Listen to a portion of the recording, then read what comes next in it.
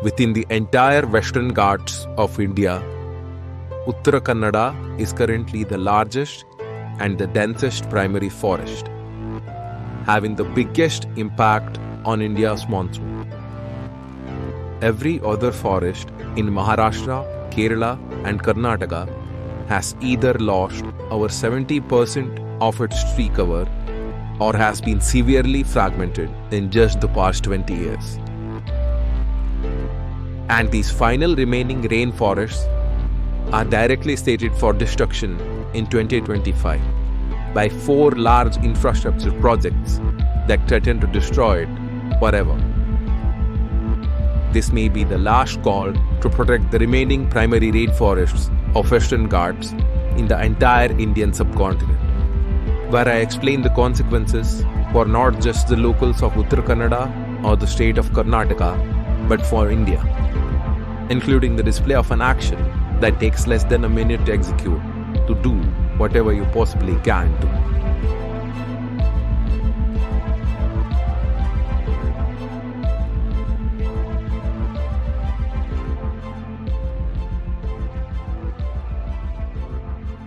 For millions of years, the rainforests of Uttara Kannada have stood resilient, weathering the passage of time, nurturing life, and shaping the very climate of Karnataka.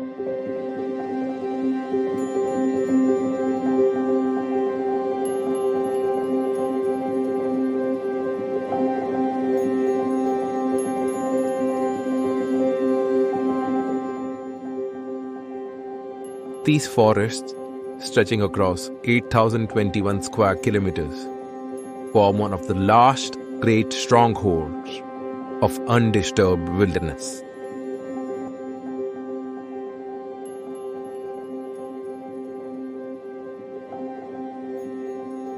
But today, this ancient ecosystem stands on the brink of destruction.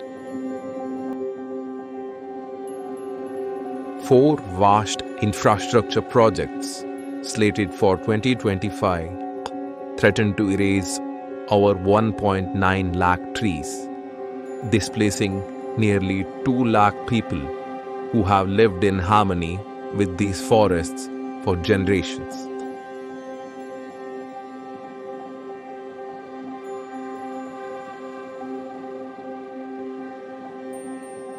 This is not a warning about the future. It is happening right now. And the consequences will extend far beyond these forests. If the Western Ghats are destroyed, Karnataka will face devastating floods and droughts. Northern India will experience extreme water shortages. A catastrophe in the making unless we act.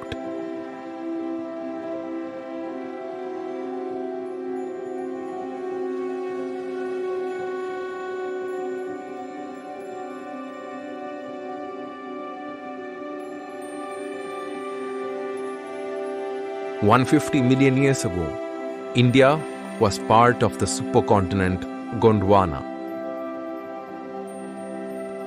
As the landmass drifted northward, the Western Ghats remained, surviving the mass extinction that wiped out 75% of Earth's species.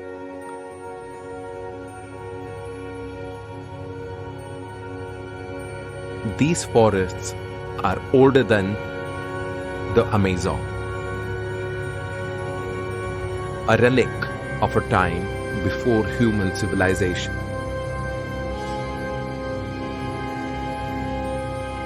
But how much longer will they survive?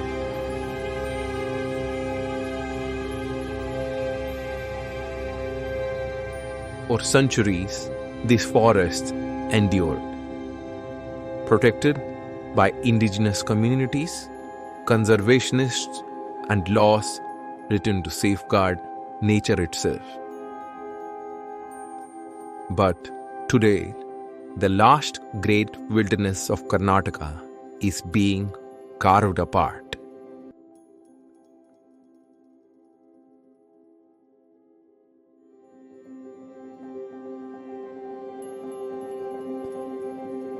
A final unbroken expanse remains. That is Uttara Kannada. You realize that Karnataka's coastal rainforests have already suffered a silent disaster. In just 2 decades, more than 7.2 million trees have been cut down. Ancient forests vanished, replaced by concrete, industry, and highways. And with them, the region's climate has changed. Rainfall has become unpredictable. Coastal erosion has accelerated. Local communities have been displaced. Now, the same fate awaits Uttara Kannada.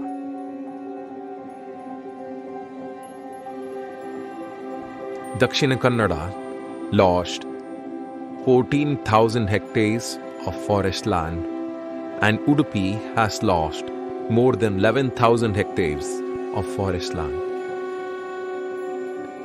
Unlike Mangaluru and Udupi, Uttara Kannada has no large commercial ports.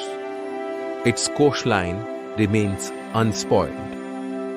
For generations, its people have lived in balance with nature, sustaining themselves through fishing and agriculture rather than industry. But now, that balance is being destroyed.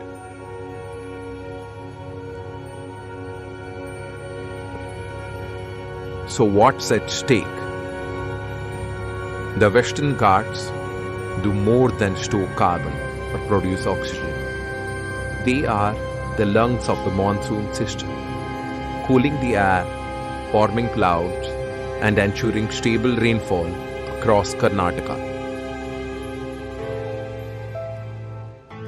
Destroying 1.7 lakh trees in one sweep and endangering the next million within the decade will mean less evaporation, fewer clouds, less rain.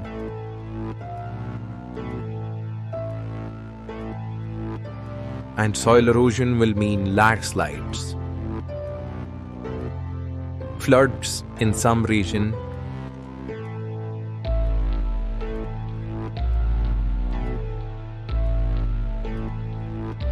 droughts in others. And the damage does not end here.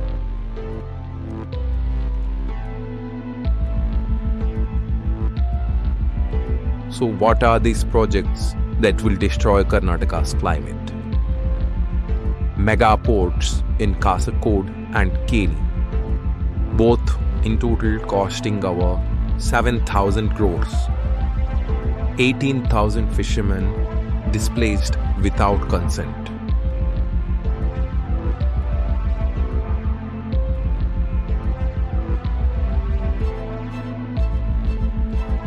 Villages being demolished overnight under police enforcement. Protesters silenced. Media openly being blocked.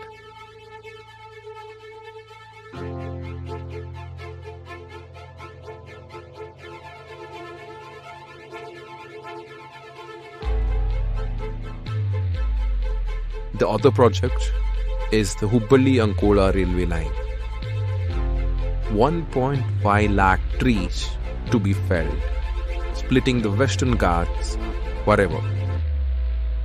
The government claimed to have changed the route, yet the trees will still fall. The Sharavati hydroelectric project, directly threatening the largest group of endangered lion-tailed macaques in India. 345 kilometers of tunnels passing through the densest part of Sharavati River Valley sanctuaries, rainforests in Karnataka.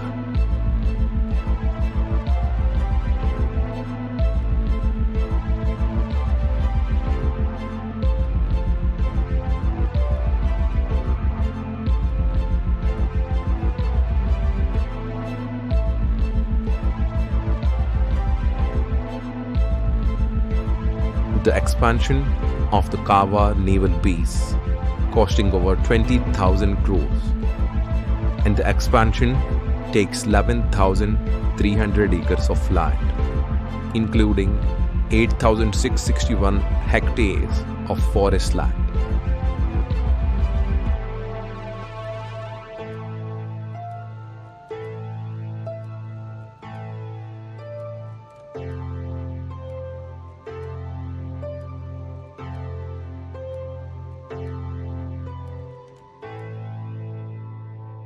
So, what can you do about this? The final hearing for the largest commercial port in Naval is on April 17, 2025, in the southern bench of Chennai. Meanwhile, the Sharavati project is in its final stages, requesting approval by the end of April 2025. For those who are still concerned about the economy, you should realize Uttara Kannada already contributes over 5,000 crores annually from the power projects alone, excluding the revenue from its agriculture, fishing, local businesses, small industries, goods and services, roads and railways, or the strategic advantages of housing India's largest naval base. But these projects have come at a massive cost.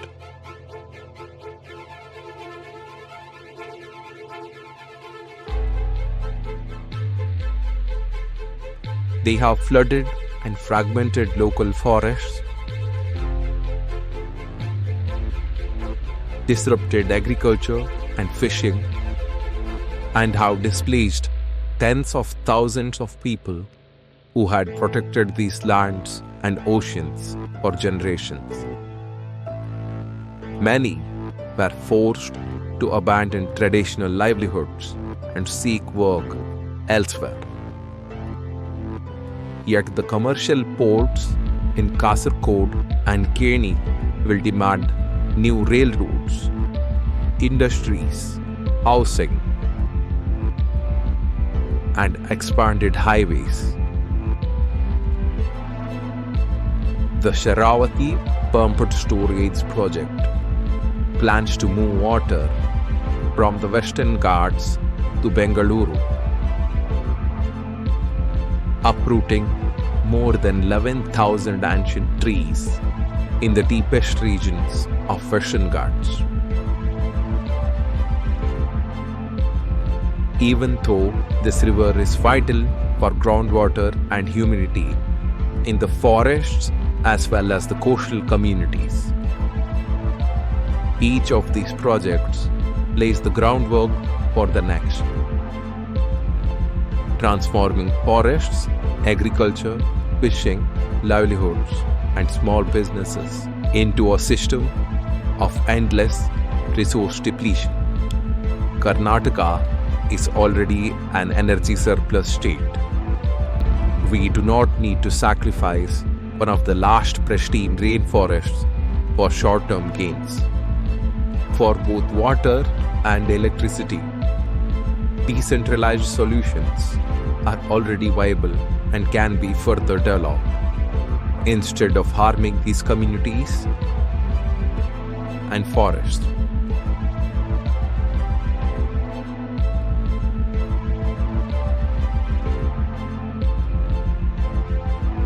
But both the environmental impact assessment reports or the cases in front of the National Green Tribunal fail to reflect these concerns or these solutions due to the lack of support for independent investigation, advocacy, and the access to information or insights.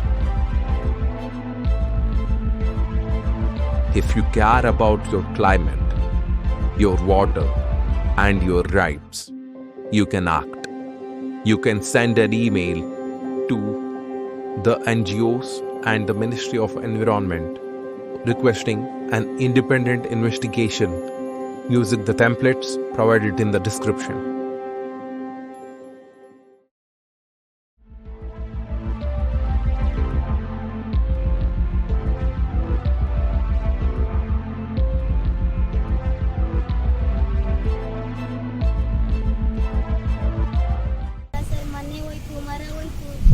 ಅಜ್ಜಿ ಸಣ್ಣ ಇರುವಾಗ ಮರ ಹಾಕಿದ್ದು ಬೆಳಿಲಿಕ್ಕೆ ಎಷ್ಟು ಕಷ್ಟ ಉಂಟು sir. ಮತ್ತೆ ಒಂದೇ ಸಲ ನಮ್ಮ ಕಣ್ಣೆದ್ರಿಗೆ ಒಂದೇ ಸಲ ಮರ ಮನೆ ಎಲ್ಲ ತೆಗೆದ್ರಲ್ಲ ಸರ್, ನಮ್ಗೆ ಎಷ್ಟು ಹೊಟ್ಟೆ ಸಂಕಟ ಆಗ್ತದೆ ಸರ್. ಅವ್ರಿಗೆ ಗೊತ್ತಾಗ್ಬೇಕಲ್ಲ, ಅವರು ಮನುಷ್ಯರೇ ಅಲ್ಲ ನಮ್ಮ ಥರ. ಅವ್ರು ಮನುಷ್ಯರೇ ಅಲ್ಲ ಸರ್, ನಂಗೆ ಗೊತ್ತುಂಟು. ಆದರೆ ಅವರು ನಿಲ್ಲಿಸ್ತಾನೇ ಇಲ್ಲ ಅವ್ರ ಕೆಲಸನ. ನಮ್ಗೆ ಯಾವುದೇ ರೋಡ್ ಬೇಡ, ರಸ್ತೆ ಬೇಡ, ಎಂಥದ್ದು ಬೇಡ, ನಮ್ಮೂರು ಇಲ್ಲೇ ಇರಲಿ, ನಾವಿಲ್ಲೇ ಇರ್ತೀವಿ. ಸುಖ ಇರಲಿ, ಕಷ್ಟ ಇರಲಿ ಸರ್, ನಾವೆಲ್ಲರೂ ಜೊತೆಗಿಟ್ಕೊಂಡು ಒಗ್ಗಟ್ಟಿನಿಂದ ಬಾಳ್ತೀವಿ ಅಂತೇಳಿ.